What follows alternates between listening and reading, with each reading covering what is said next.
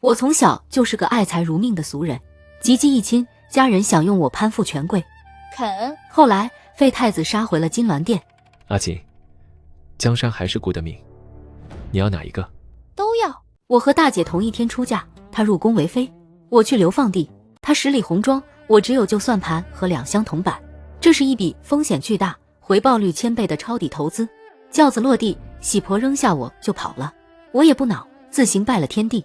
入洞房，谢燕就坐在那张断了一条腿的喜床上，她双眼附着白绫，那张曾经冠绝精华的脸惨白如纸，手里死死攥着一块锋利的碎瓷片。听到脚步声，她手指骨节泛白，指尖已经被瓷片割出了血。她在等一个杀我的理由。就在我开口谈价钱时，刺客破窗而入，我抡圆了胳膊，铜板如暴雨般炸开。我抽出算盘，照着刺客太阳穴就是一记狠抽，不到10息，地上躺了3个，我嫁妆也废了。我心疼地捡着铜板，看向装瞎的男人。你是谁？我是你新过门的王妃，也是你现在的债主。出手费50两，箱子折旧80两，现结。这点钱够买你的命吗？够了，那处理尸体还得加钱。成交。这废太子府穷得连耗子都绕道走。第二天一早，我去厨房转了一圈，米缸比谢燕的脸还干净，水缸里飘着2只死苍蝇。谢燕坐在院子里的枯树下，等着看我这个娇小姐哭天抢地。我没哭，我拿着昨晚捡回来的铜板，把府里仅剩的2个老仆叫了过来。把这棵树砍了，劈成柴火，拉去西市卖了。砍完树这一串就是工钱，不砍，你们今天就饿着。老仆看了一眼谢燕，不敢动。谢燕没说话，手指轻轻敲着膝盖。半个时辰后，那棵枯树变成了柴火。又过了半个时辰，柴火变成了2只烧鸡和1袋白面。吃吧，这顿算我请的，下顿记账。谢燕刚要伸手，大门突然被人一脚踹开。宫里的传旨太监带着几个侍卫，大摇大摆地闯了进来。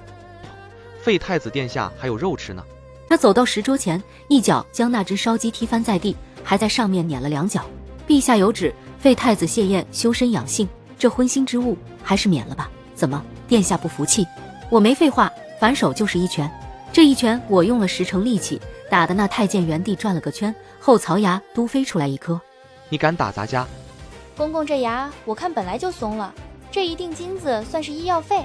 太监看着手里的金子，眼里的怒火变成了贪婪。算你识相，咱们走。院子里重新安静下来。谢燕弯腰捡起地上那只沾了泥的鸡腿，语气听不出喜怒。你很有钱。本来有，刚才花完了。谢燕冷笑，为了讨好那帮阉人，值得。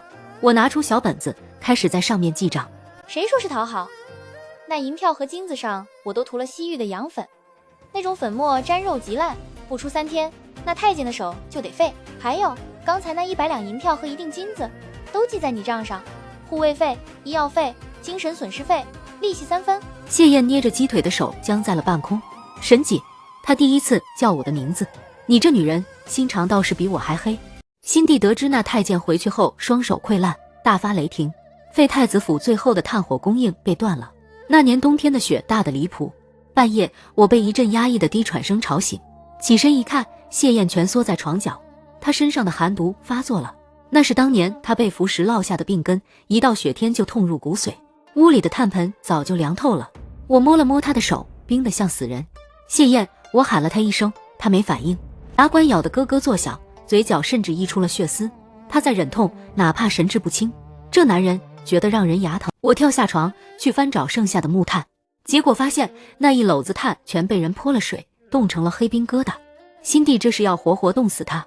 我回头看了一眼快要休克的谢燕，他要是死了，我的投资就全打水漂了。我咬咬牙，转身拖过那只还没坏的红木箱子，那是我母亲留给我的嫁妆，上好的红酸枝，能传家的物件，踢了下去。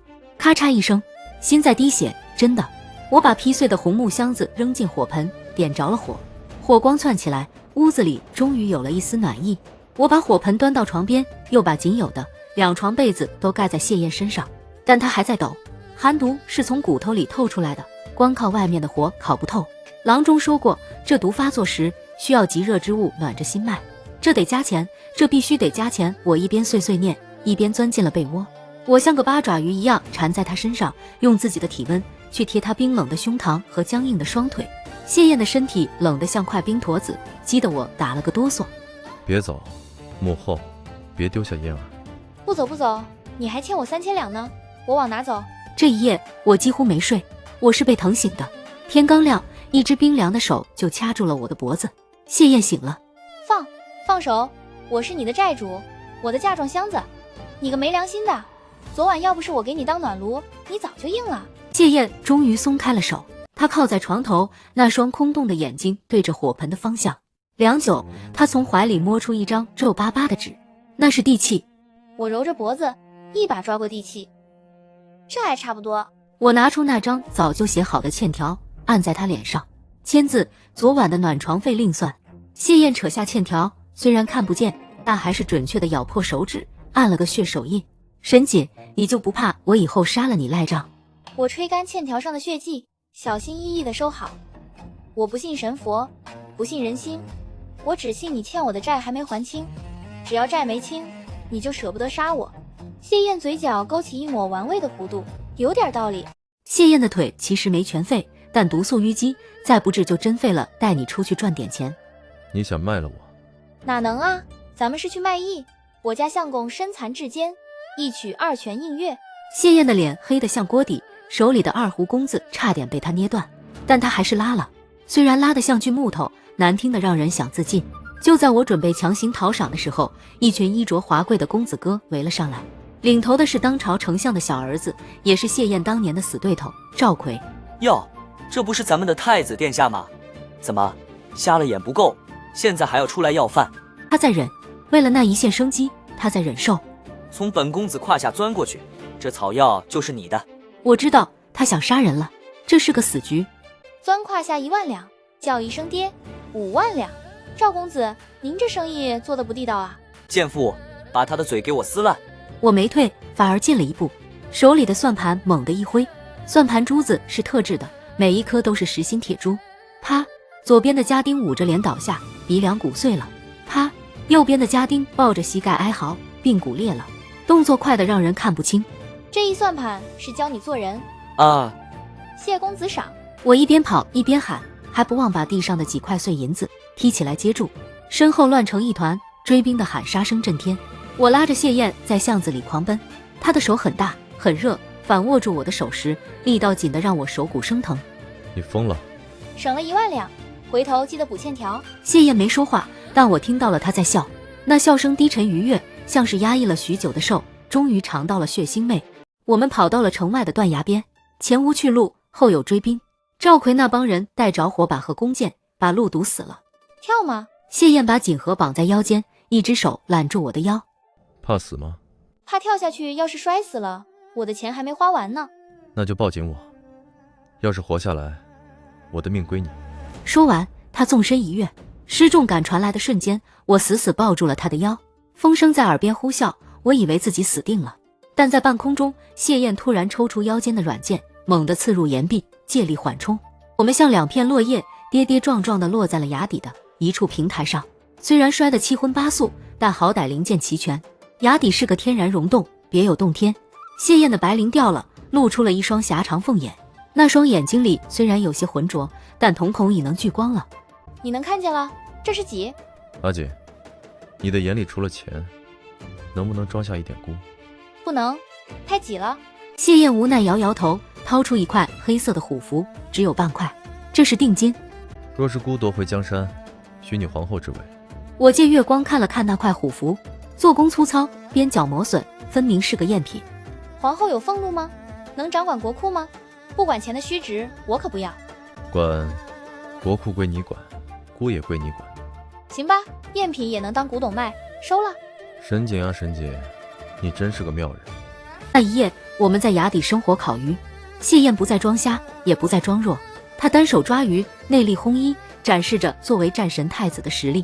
但我知道这只是开始，她需要我做掩护，去完成那个今天的局。太后寿宴是谢燕选定的返宫日，我们回到了京城。谢燕依然装瞎，我依然装傻。宴席上觥筹交错，辛地笑得像只吃饱了的黄鼠狼。他赐给谢燕一杯酒，名为赐福。所有人都知道那酒里有毒。谢燕端起酒杯，手微微发抖，似乎是在恐惧。满朝文武都在看戏，等着看这位废太子当场暴毙。我坐在他旁边，手心里全是汗。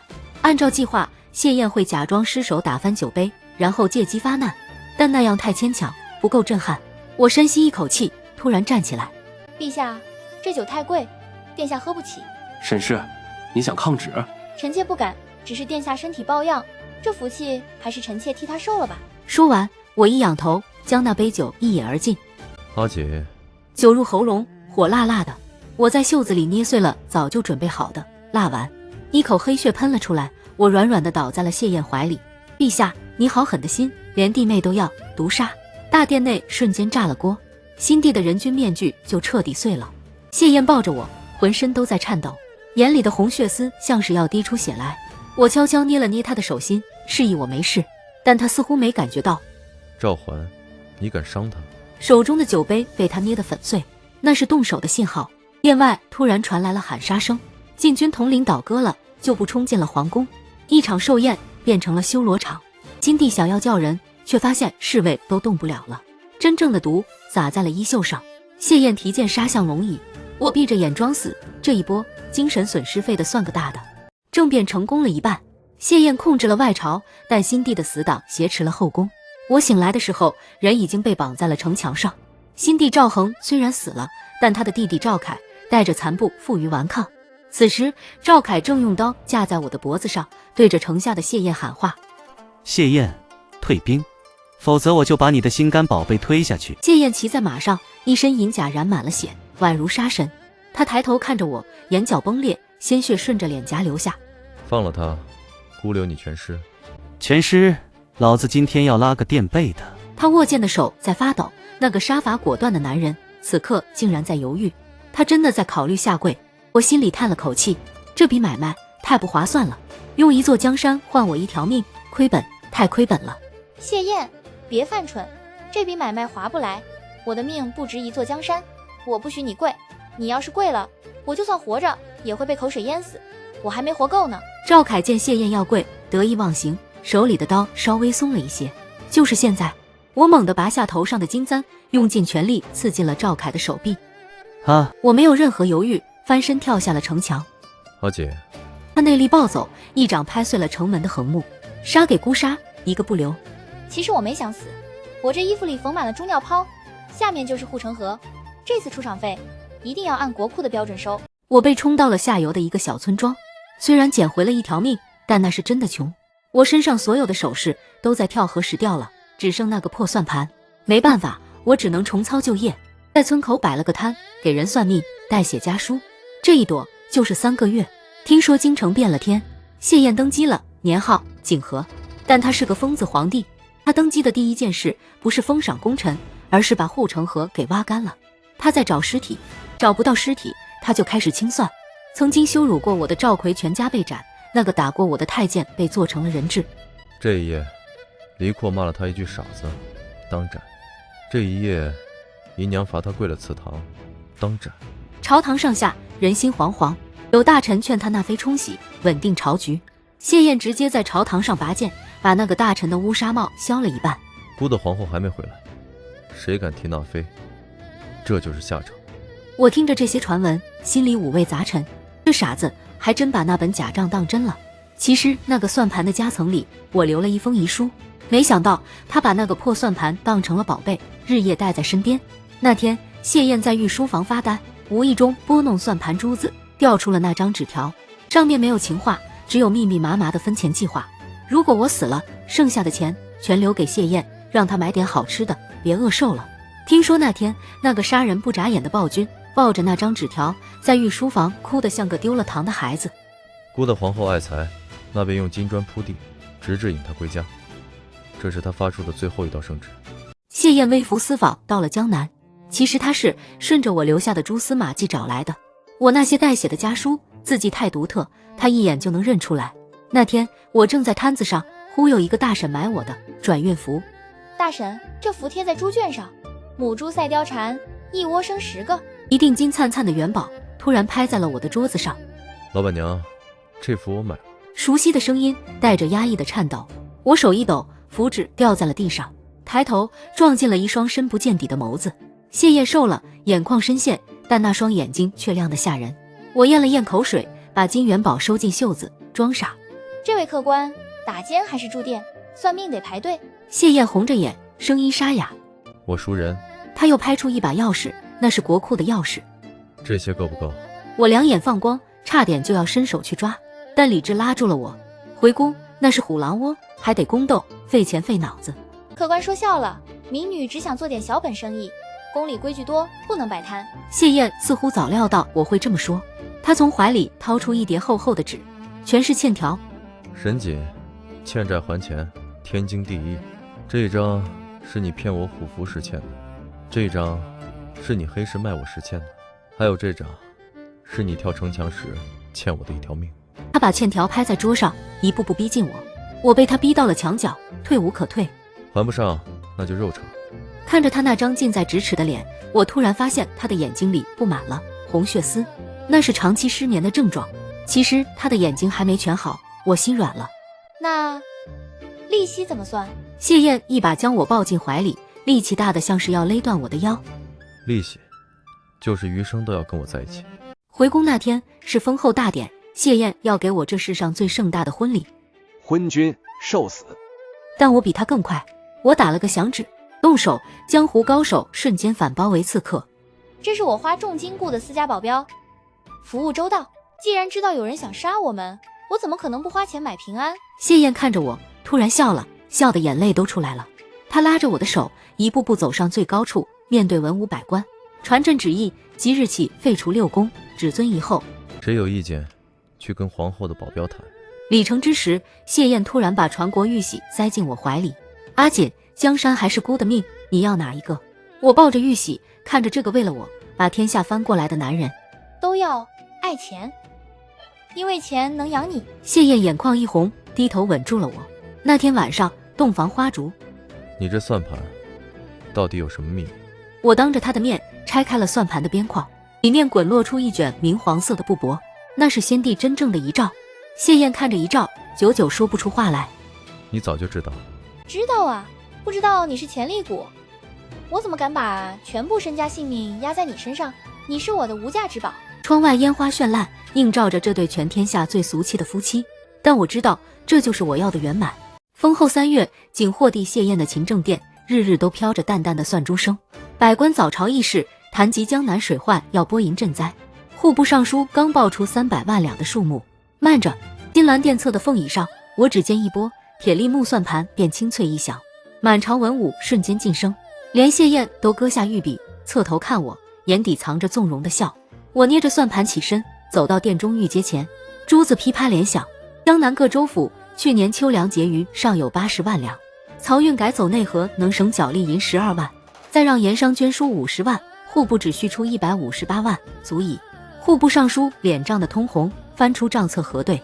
皇后娘娘算得精准，臣疏漏了。为官者当替天下守财，一分一厘都不能乱花。谢燕轻咳一声，接过话头，语气却全是偏护。皇后所言极是，就按此数拨银。户部再敢算错账，罚去慈幼局，管账3月。百官憋着笑应下。暂朝后，谢燕牵着我的手回勤政殿，指尖摩挲着我腕间的玉镯，笑问：皇后娘娘今日又替朕赏了80万，该怎么赏？我反手勾住他的脖子，把算盘往他怀里一塞。赏什么？不如陛下陪我算算账，后宫用度每月超了30%，得查查是谁在中饱私囊。谢燕无奈叹气，却还是拉着我坐在案前，看着我拨弄算盘，指尖偶尔替我拂去落在珠上的碎发。他的眼睛已全然复明，眸光落在算珠上，却总不自觉飘到我脸上，暖得像融了的金。查账查到御膳房，管事嬷嬷战战兢兢跪着，说进来御厨总换名贵食材，是为了给陛下补身。我捏着账册笑，转头看谢燕，陛下日日陪我吃粗茶淡饭，何时吃过那些山珍海味？谢燕眸色一沉，刚要发怒，我却按住她的手，算盘一拨，食材浪费，折银3000两，罚管事嬷嬷去浣衣局劳作半年，御厨悉数重选，往后御膳房账目每日呈给我过目。处置完，走出御膳房，院中的桂树落了一地细碎的花。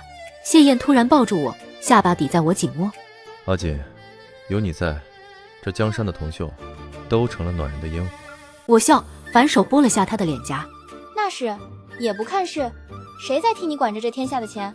对了，昨日京郊庄子的佃户送了新米，晚上煮粥，再配你爱吃的酱菜，省下来的钱能给慈幼局添10床棉被。谢燕应着，牵着我的手往寝宫走。